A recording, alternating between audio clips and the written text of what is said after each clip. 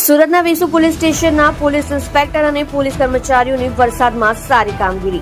સુરત શહેરમાં છેલ્લા 24 કલાકથી વરસતા ધોધમાર વરસાદે ધામો નાખ્યો છે. તેવામાં સુરત શહેરના વેસુ પોલીસ દ્વારા વરસાદમાં ફસાયેલ અને વરસાદના કારણે બંધ પડી ગયેલા વાહનોને ધક્કો મારી વાહનોને બહાર કાઢ્યા હતા. સાથે જ વરસાદમાં ફસાયેલા સિનિયર સિટીઝનો અને મહિલાઓને પણ મદદ કરી પોલીસની સાચી ઓળખ બતાવવામાં આવી હતી. આપ જોઈ રહ્યા છો સોમવાર time news channel bureau report Surat.